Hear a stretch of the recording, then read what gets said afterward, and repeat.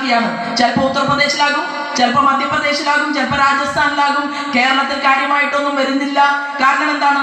കേന്ദ്രം കൊടുക്കുന്ന പദ്ധതികൾ കേരളത്തിലേക്ക് നേടിയെടുത്ത് കൊണ്ടുവന്ന് എന്റെ നാട്ടിൽ കുട്ടികൾക്ക് പഠിക്കാൻ ഒരു 10 കോളേജ് വേണമെന്നുള്ള ആഗ്രഹമുള്ള ഒരാളല്ല കേരളത്തിന്റെ മുഖ്യമന്ത്രിയായിട്ടിരിക്കുന്നത്. ചോദ്യം ചെയ്യാൻ കേരള നിയമസഭയിലെ നാട്ടിലുള്ള പ്രതിപക്ഷ നേതാക്കന്മാർ കോൺഗ്രസിനകത്ത് ഇല്ലാത്തത് കൊണ്ടാണ് ഈ തോന്നിവാസമായിട്ട് കേരളത്തിന്റെ ഭരണകൂടം ഇങ്ങനെ മുന്നോട്ട് പോകുന്നത് എന്നുള്ളതാണ്. അതിനെ മാറ്റിമറിക്കണം. വേണ്ടേ?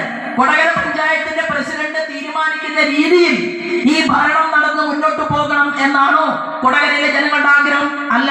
പ്രധാനമന്ത്രി നിശ്ചയിച്ചിട്ടുള്ള പദ്ധതികൾ നമ്മുടെ നാട്ടിലേക്ക് വരണം.